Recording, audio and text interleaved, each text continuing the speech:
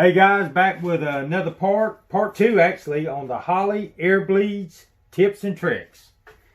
Now we ended it kind of with actually drilling them out, and I showed you how to place them into the actual main body. We actually drilled them out, put the Airbleeds in the main body. And what I didn't tell you, I told you use about a 97 thousandths drill bit to get all these little orifices out. And when you get through that, bring it on out to about 110. That'll be probably a better end size. Okay, now this is going to get a little complicated, and I'm going to try to go over it slow. These Airbleeds are what basically helps keep the mixture where it doesn't get too rich, and it emulsifies the mixture. In other words, we're mixing the air with the gas. The better we can mix that air with the gas, the less fuel we need, and the better combustion we'll get. Now, we have I'm going to try to explain something to you first before we get any deeper into this. There's probably going to be a part 3, maybe even a part 4 on this before it's over with. But this air bleed on the very outside edges here, these outside air bleeds are actually your idle. And then the two inner ones on each one are your high speed. Now, so here's let me give me a little pointer here. Here's our idle speed air bleed, and right here is our high speed air bleed. Now, whatever we put that's going to meter this hole from air coming out from the top here, it pulls air in, pulls it down to the transfer slot, down to the idle circuit, and so on.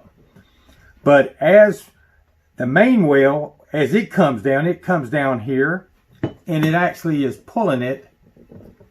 Here's where the air bleed actually it'll be drawing air in, but it'll come from that top one on the air horn, the one in the center. It's going to pull it in right down here and right down where these emulsion holes are. This is actually considered your emulsion circuit. Right over to this side is this tube here. That's the main well right there.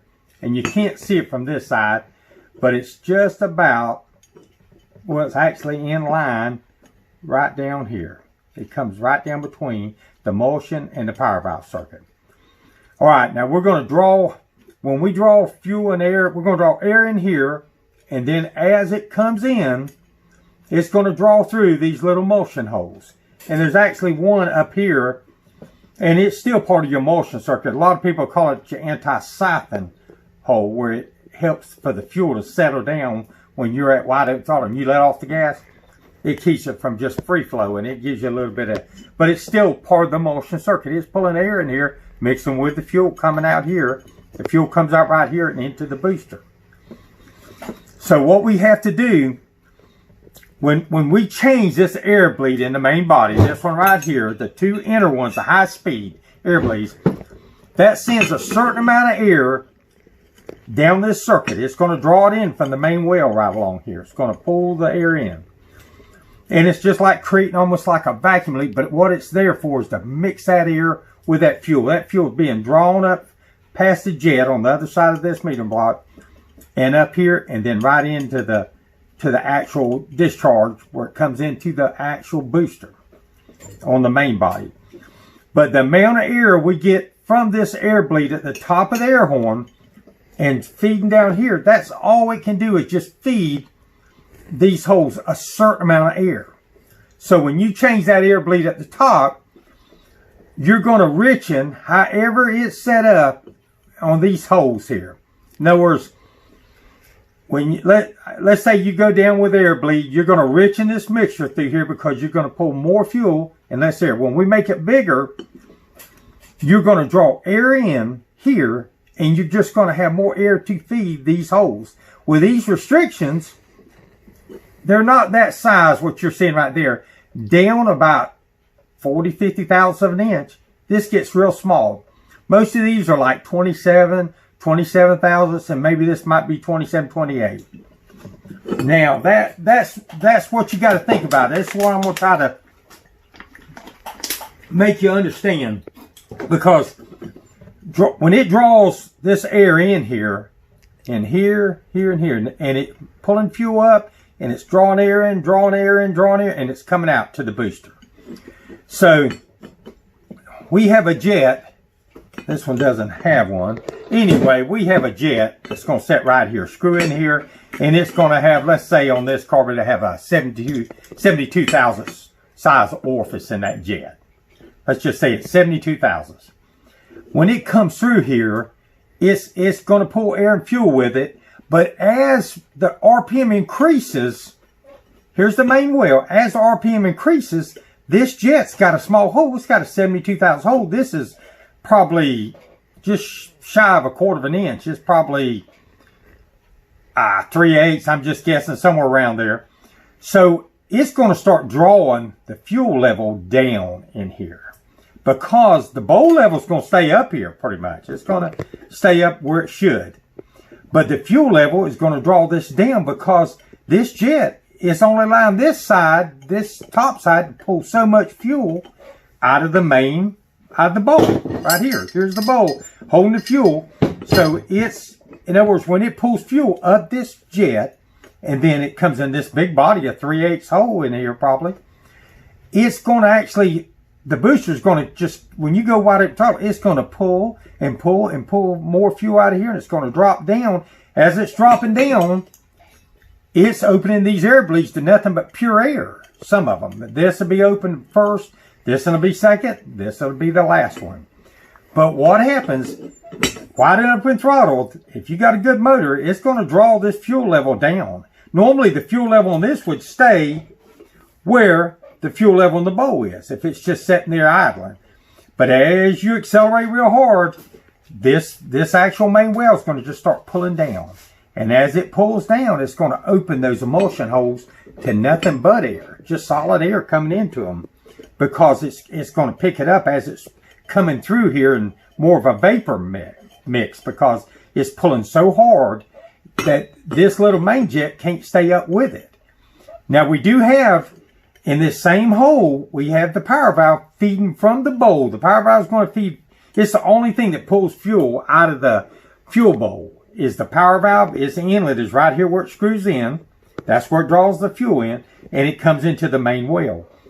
But the main jet is feeding it too, but it's pulling so hard on this main jet that it will actually draw it down. As it draws it down, just think of it, as it's drawing this down, it's starting to open. It's opening, it's already, this hole's right on the verge of being open.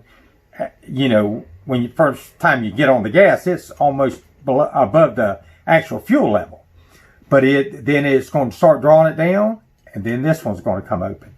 Then it's going to draw it down, and this one, some of them are drawing down past this, some of them won't. It's according to the engine, what it needs and how big it is. A lot has an effect on this. But what you're doing is, all you're doing is richening these holes. Most of them are the same size. They're really close. Most of them are like 27, 27, 27, or 28 up here. But then the part two, we're going to get into tailoring these. And this is something you have got to have. You're going to have a air fuel ratio meter, like I can't think what I'm trying to say, but you know what I'm talking about, where you'll put your basically an oxygen sensor in the exhaust, and you'll start reading the actual oxygen level in the exhaust. So you know you got a high oxygen level in the exhaust, usually you got a lean mixture. Vice versa, if you got less, then you're going to be, you know, rich mixture. Usually what everybody shoots for, if you're hot rodding, is probably around 12 to 13, somewhere in that neighborhood. If you're on an full drag race motor, you might go 11 to 12, somewhere around there. But we're going to get in next week how to start putting some orifices in here, and how to actually start changing our fuel level. I mean our actual fuel mixture, because each level is going to change it. Every time it comes down, it opens up a bleed, then another bleed, then another bleed. It changes your fuel mixture. So this is how we're going to curve it. That's going to be part of the curve anyhow.